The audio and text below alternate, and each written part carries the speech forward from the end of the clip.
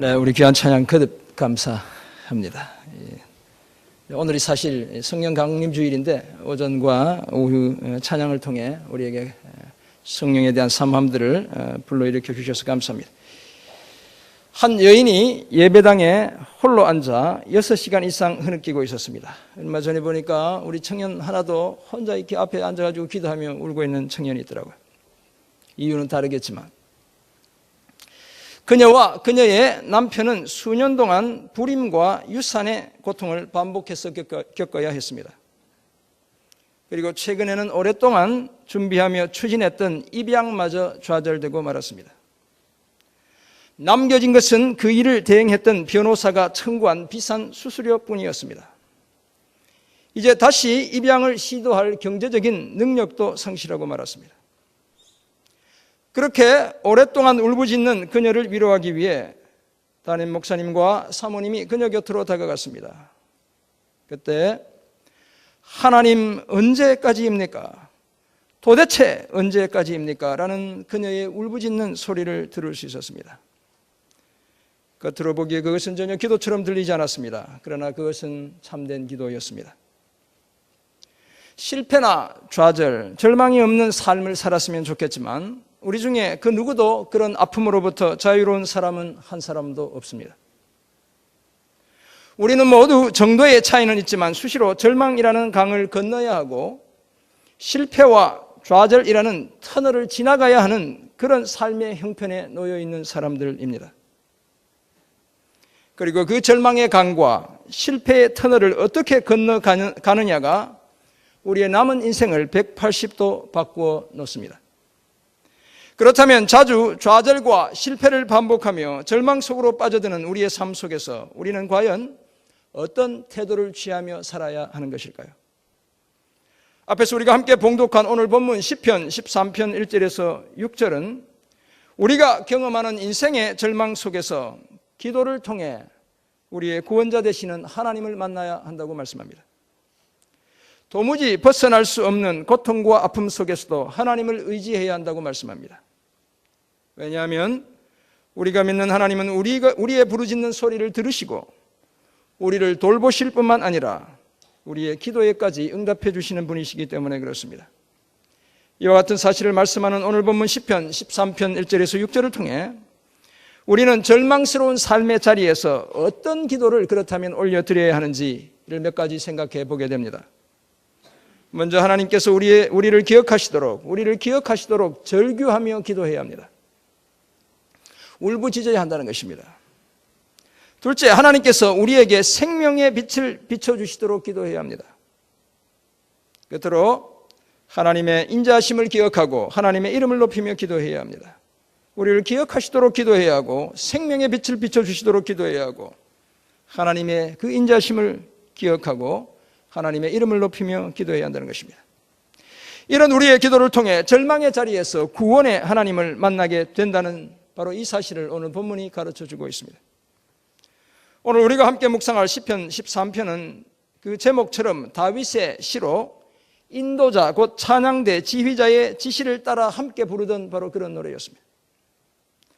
또한 시편의 분류상으로 구분해보면 이 시는 애가에 해당합니다. 탄식시라는 것입니다. 이 시가 다윗이 직접 지은 시라면 아마도 다윗이 사울 왕의 살해 위협을 피해 광야와 적국으로 도망 다니던 그때나 아니면 자신의 아들인 압살롬의 반역으로 인해 예루살렘을 떠나 요단강 동쪽으로 피난을 가야 했던 시절을 배경으로 하고 있을 것입니다. 사망의 잠이 코앞에 닥쳐와 있는 그때에 시인은 절망 속에서 하나님을 향해 피를 토하는 심정으로 외쳤습니다. 도대체 언제까지 나를 잊고 계시며 도대체 언제까지 나로부터 숨어 계실 것입니까? 라며 울부짖었습니다. 하나님과 관계가 다 끊어져 버린 것 같은 인생의 절망 중에 부르짖는 시인의 외침을 담고 있는 오늘 본문 시편 13편은 그 구조적으로 보면 크게 세 부분으로 구성되어 있습니다.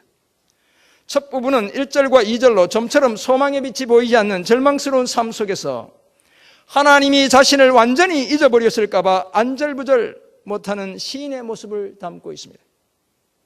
도대체 언제까지입니까? How long? 하나님 도대체 언제까지 기다려야 하는 것입니까? 라는 격한 탄식의 소리가 1, 2절에서 4번씩이나 반복되고 있습니다. 사중적 절망, 동서남북 사방이 다 꽉 막힌 것 같은 절망 속에 신음하며 시인은 하나님께서 자신을 완전히 잊어버리신 것은 혹시 아닌지 애간장을 태우고 있습니다. 그래서 자기의 힘으로 그 해결책을 찾으려 했지만 마음의 근심만 커져갔고 오히려 원수들의 조롱거리로 전락하고 말았습니다. 3, 4절을 보면 천근 만근의 무게로 눈꺼풀이 다치려는 그때 완전한 사망의 잠을 자게 되는 것은 아닌지 두려움 속에 사로잡혀 있었습니다. 그렇지만 기도 속에서 자신의 기대를 담아 하나님께 고했습니다. 신음으로 올려드리는 그 기도에 응답하시고 죽음의 짙은 어둠이 드리워진 삶에 하나님께서 생명의 빛을 비춰주시도록 기도했습니다. 또한 자신의 절망을 보고 원수들이 기고만장하지 않게 해달라고 4절에서 간구하고 있습니다. 마지막 부분인 5절과 6절에는 하나님을 향한 시인의 찬양이 담겨 있습니다. 극적인 반전이 일어나고 있는 것입니다. 절망 중에도 이전에 하나님이 베푸신 실패가 없는 사랑, 그 인자하심, 그 신실하심, 그 언약적 사랑을 기억하고 하나님이 이루실 새로운 구원으로 인해 큰 소리로 기뻐했습니다. 여기서 기뻐한다는 것은 너무 기뻐 소리 지른다는 의미를 가지고 있는 것입니다. 반드시 자신의 절망스러운 삶을 보상해 주시는, 가장 적절한 것으로 갚아주시는 하나님을 찬송하기로 결심하고 있는 것입니다. 이런 내용을 담고 있는 시편 13편은 우리가 절망 중에 어떤 자세로, 어떤 내용으로 기도해야 하는지 크게 3가지를 말씀해 주고 있습니다. 먼저 우리는 절망 중에 하나님께서 나를 기억해 주시도록, 여전히 기억하고 계시도록 절규하며 기도해야 합니다. 격정을 쏟아내며 그렇게 기도해야 하는 것입니다. 마리 로랑생이라는 여자분이 있습니다. 프랑스 출신으로 화가이자 시인입니다. 그녀가 쓴 시 중에 불쌍한 여자 또는 가여운 여자라는 제목의 시가 있습니다. 혹시 우리 여자 성도님들 중에 제가 읽어드리는 시의 내용이 다소 불편하게 들리더라도 끝까지 한번 들어보시기 바랍니다. 갑갑한 여자보다 좀 더 불쌍한 여자는 쓸쓸한 여자다. 쓸쓸한 여자보다 좀 더 불쌍한 여자는 알아누운 여자이고, 알아누운 여자보다 한층 더 불쌍한 여자는 버림받은 여자이다. 버림받은 여자보다 더욱더 불쌍한 여자는 의지할 곳 없는 여자이고, 이제 막 나갔지 않습니까 혹시? 그러지 않았어요? 다행히 아무도 그런 분 없죠? 의지할 곳 없는 여자보다 더 불쌍한 여자는 쫓겨난 여자다.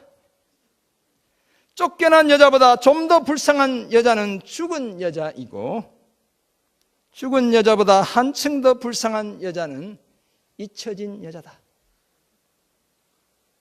제가 대학 다닐 때 어떤 자매 한 사람을 만났습니다. 마지막으로 만나는 날 저희 아내 말고 그런 얘기했어요. 잊혀진 여자가 제일 불쌍하다고, 자기를 잊지 말라. 제가 지금 이름 잊어버렸네. 네. 네. 성이 정시였는데 제가 보니까 이 시를 인용했던 거예요. 저랑 이제 마지막 만나면서, 요즘 같은 시대에 남자가 이런 시를 썼다면 성차별적인 시라고 공격을 받기에 딱 안성맞춤이지만, 다행히도 이 시는 20세기 초에 여자에 의해 쓰여진 시인 것입니다.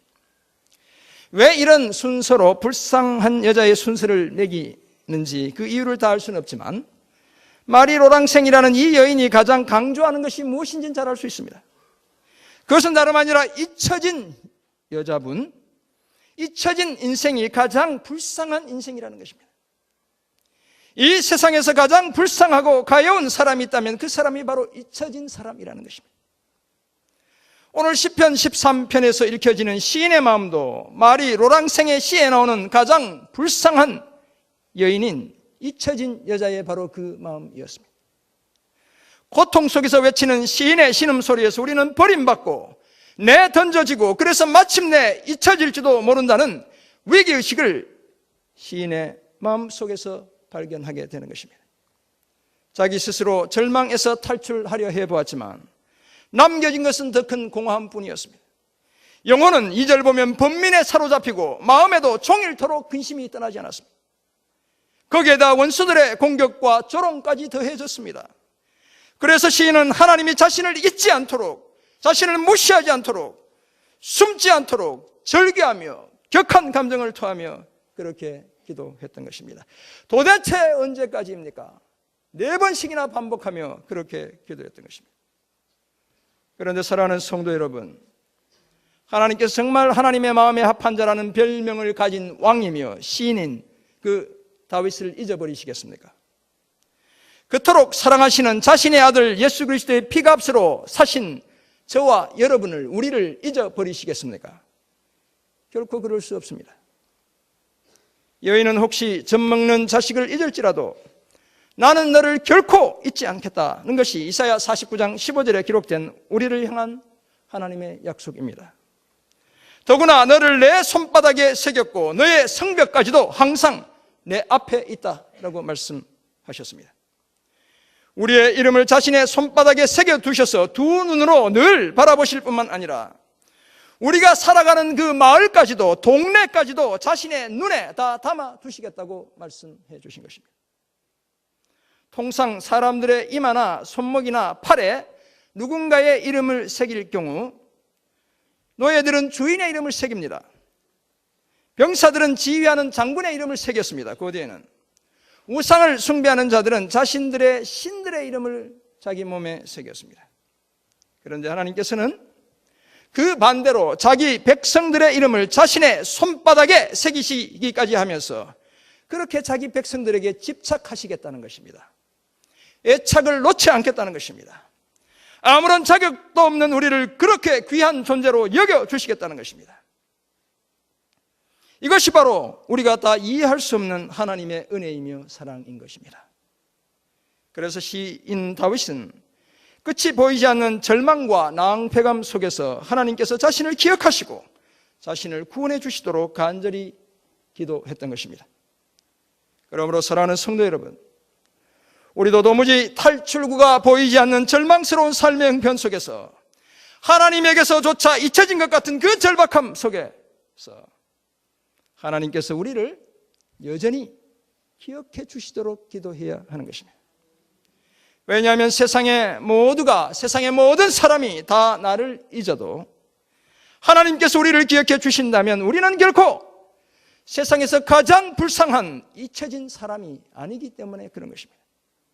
절망의 자리에서 하나님께서 우리를 기억해 주시도록 절규하며 기도해 하나님의 기억 속에 언제나 남아있는 저와 여러분 모두가 되기를 간절히 소원합니다.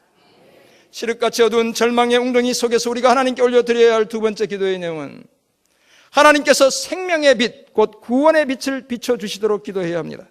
오늘 보면 3절과 4절이 바로 그 사실을 말씀하고 있습니다. 오늘 보면 3절에서 시인은 여호와 내 하나님이여 나를 생각하사 응답하시고 나의 눈을 밝히소서라고 기도합니다. 그렇지 않으면 눈꺼풀이 덮여 영원히 사망의 잠에 빠져들 수 있기 때문에 그렇게 기도했습니다.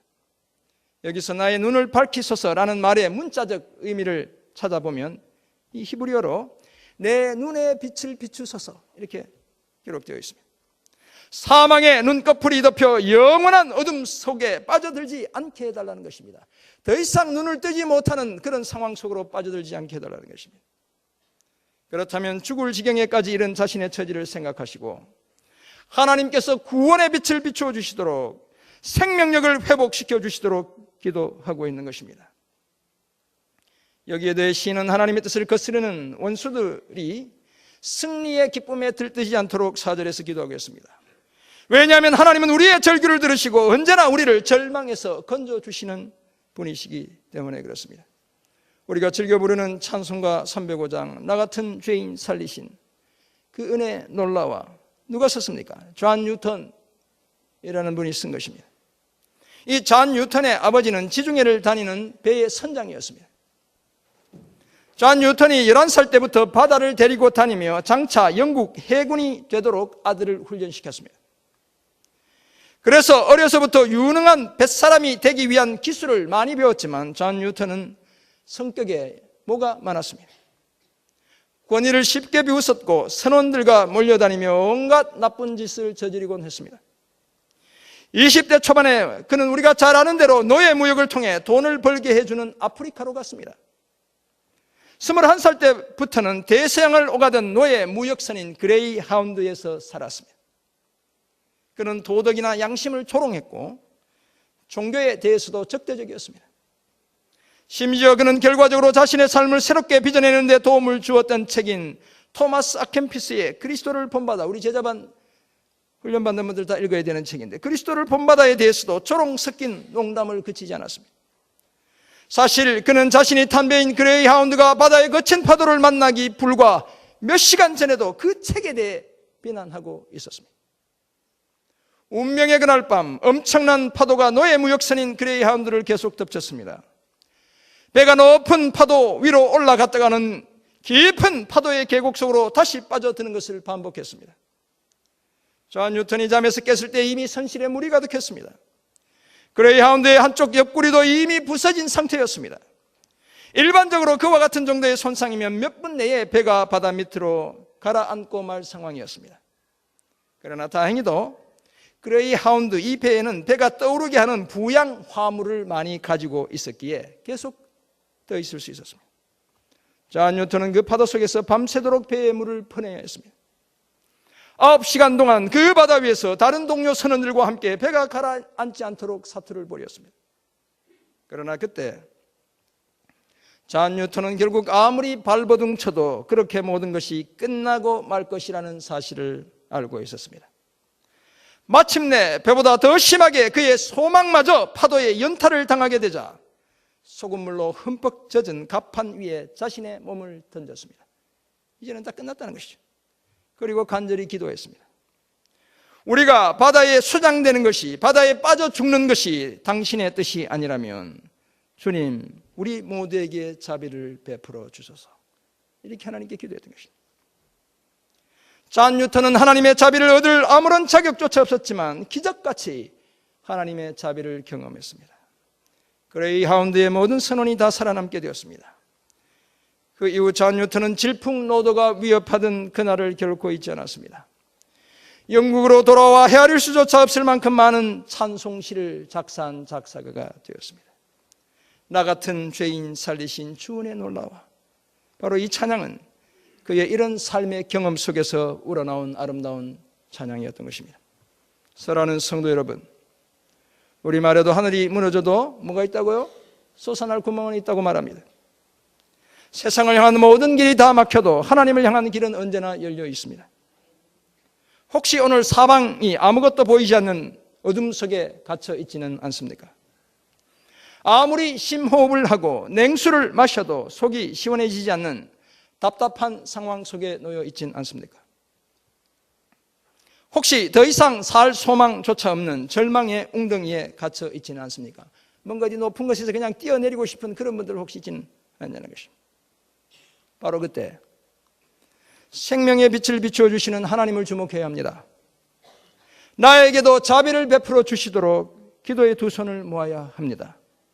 왜냐하면 하나님께서는 언제나 그리고 반드시 당신의 자녀인 우리를 구원해 주시는 분이시기 때문에 그렇습니다.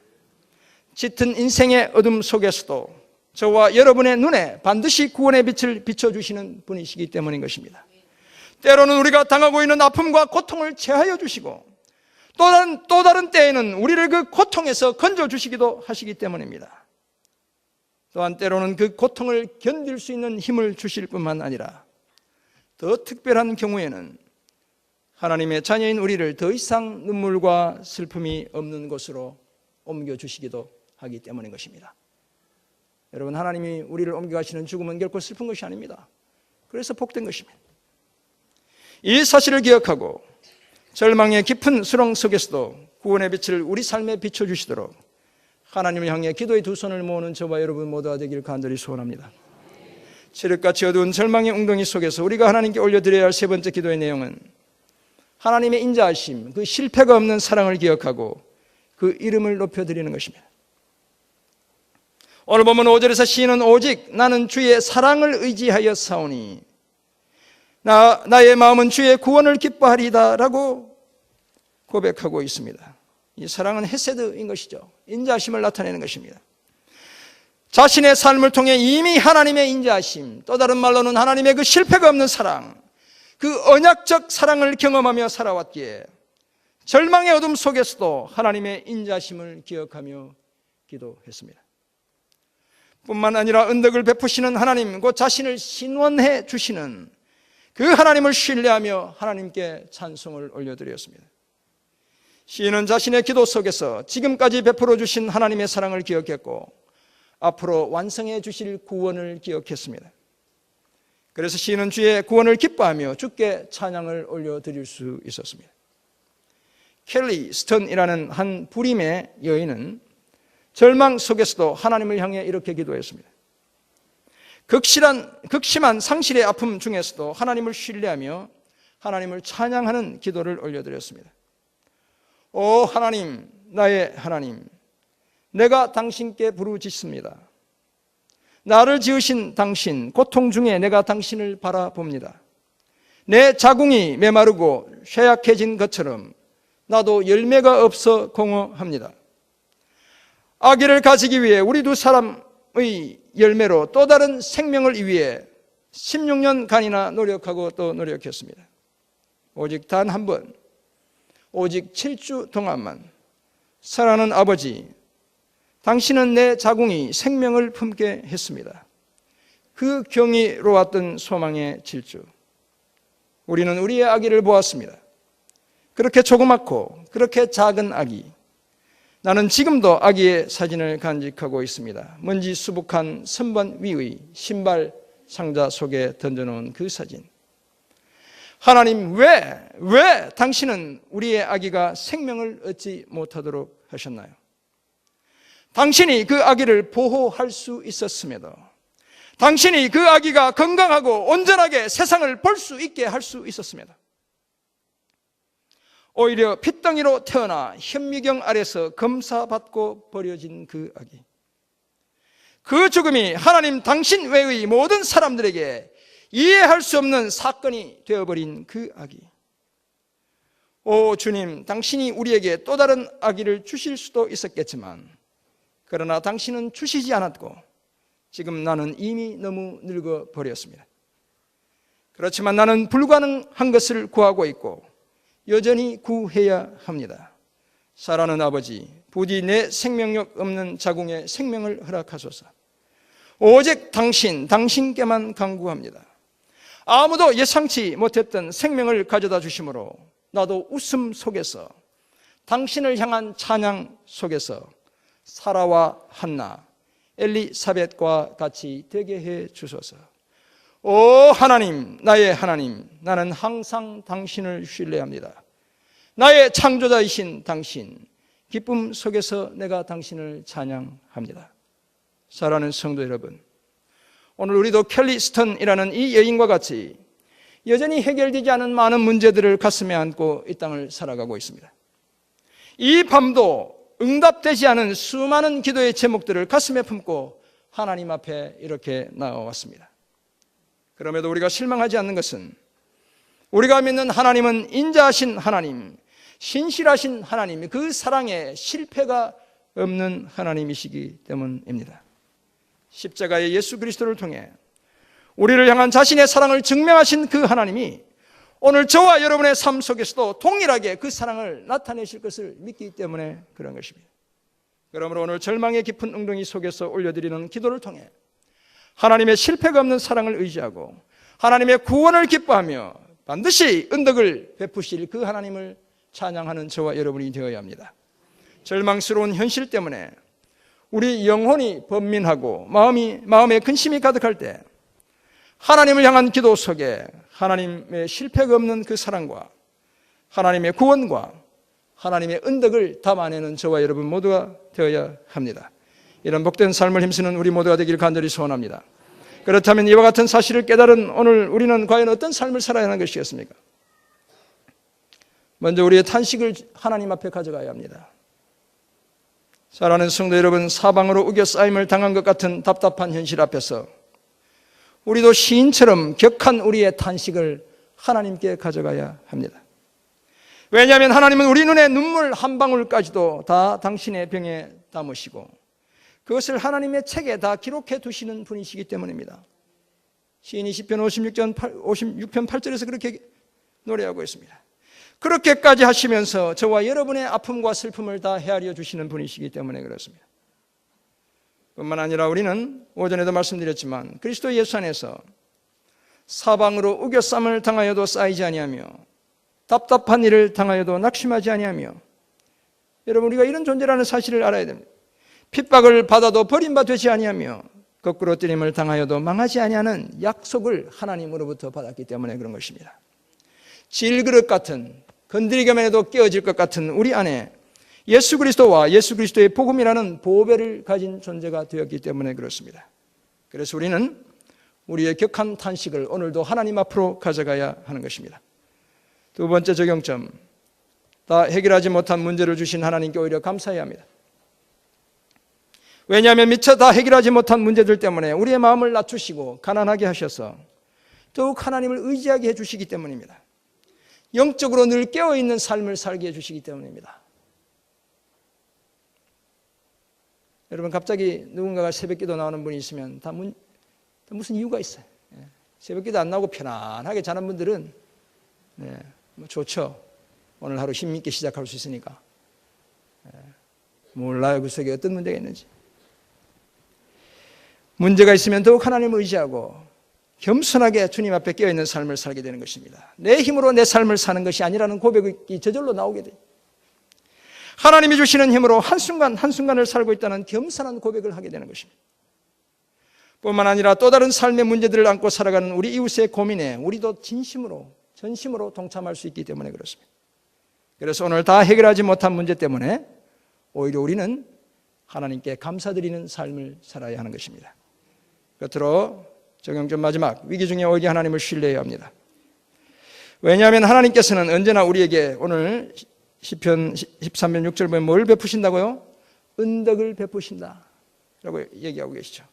언제나 우리에게 은덕을 베풀어 주시는 분이시기 때문입니다. 이기심으로 포장된 내가 원하는 그 무엇이 아니라 나에게 가장 적절한 것으로 응답해 주시는 분이 우리가 믿는 아버지 하나님이시기 때문에 그렇습니다.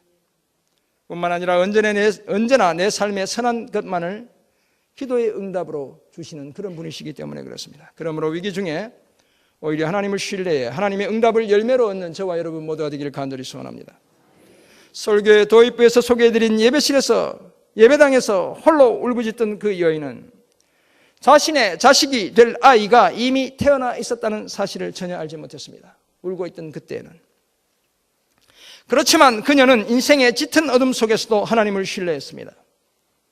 하나님께서 영영 아이를 허락하지 않으시더라도 하나님은 여전히 선하신 분이라는 사실을 믿었습니다.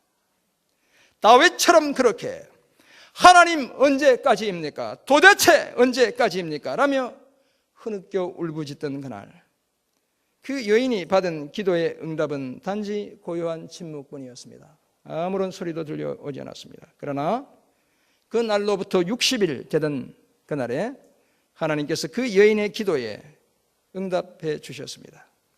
그 여인의 품에 한 입양 아기를 안겨 주셨습니다. 그토록 슬픈 애가를 부르던 그날 하나님께서는 이미 그 여인의 품에 안기를 한 아기를 준비하고 계셨던 것입니다. 아니, 그보다 훨씬 이전에 하나님이 준비하고 계셨던 것입니다. 그녀는 하나님이 우리 인생의 무대 뒤에서 어떻게 속삭이고 계신지, 그들의 기도에 응답하시는 일에서, 자신의 기도에 응답하시는 그 일에서 얼마나 적극적이시고 정확한 분이신지를 자신의 삶을 통해 깨닫게 되었던 것입니다. 사랑하는 성도 여러분, 다윗은 하나님에게서조차 버림받은 것 같은 극심한 상실감 속에서 오히려 하나님께 기도했습니다. 빛이 전혀 비치지 않는 절망의 어두운 웅덩이 속에서 생명의 빛을 비춰주시도록 그렇게 기도했습니다. 지난날 자신의 생애 내내 실패가 없는 사랑을, 인자하심을 나타내셨던 그 하나님을 기억하며 기도했습니다. 앞에서 소개해드린 불임의 여인들도 그런 다윗의 심정으로 기도했습니다. 그리고 오늘 우리도 절망의 깊은 수렁에서 하나님이 영원히 우리를 기억하시도록 하나님의 약속을 붙들고 기도해야 합니다. 여인이 어찌 그 젖먹는 자식을 잊겠으며 자기 태에서 난 아들을 긍휼히 여기지 않겠느냐. 그들은 혹시 잊을지라도 나는 너를 잊지 아니할 것이라. 이 하나님의 약속을 붙들고 기도해야 합니다. 그리고 소망의 빛이 전혀 비추지 않는 짙은 어둠 속에서 우리는 하나님께서 생명의 빛을 비춰주시도록 기도해야 합니다. 예수님을 통해 온 인류 위에 소망의 빛을 비춰주신 그 하나님께서 오늘 내 삶의 깊은 어둠 속에도 새로운 소망의 빛을 비춰주시도록 기도해야 하는 것입니다. 뿐만 아니라 예수 그리스도 안에서 완전한 인자하심을 나타내신 그 하나님께서 오늘 저와 여러분의 삶에도 하나님의 그 실패가 없는 사랑을 한없이 부어주시도록 기도해야 합니다. 그래서 우리에게 은덕을 베푸시는, 우리에게 가장 적절한 것으로 응답하시는 하나님을 소리 높여 찬양하는 저와 여러분 모두가 되어야 합니다. 절망 속에서 올려드리는 이런 복된 기도의 삶을 통해 하나님께서 주시는 축복, 우리 인생의 진정한 역전을 경험하며 살아가는 저와 여러분 모두가 되시길 주님의 이름으로 축원합니다. 아멘. 기도하겠습니다. 하나님 아버지, 오늘 우리에게 주신 귀한 말씀을 기억합니다. 하나님, 절망의 짙은 어둠 속에 살아가는 주님의 자녀들이 있습니까? 하나님께조차 잊혀진 존재인 것처럼 그렇게 생각하며 살아가는 주님, 하나님의 긍휼이 필요한 우리의 지체들이 있습니까? 주의 영으로 이 시간 찾아가 주시고 만나 주옵소서. 절규하며 기도할 때 주님 생명의 빛을 우리 눈에 비추어 주옵소서. 하나님께서 베푸시는 그 인자하심, 실패가 없는 사랑, 그 은덕을 마음껏 경험하며 살아가는 저희 모두 되게 도와주옵소서. 우리는 평생토록 주의 사랑을 의지하며 그렇게 살아가는 아름다운 주님의 사람들 다 되게 하옵소서. 감사드리며 살아계신 예수 그리스도의 이름으로 기도드립니다. 아멘.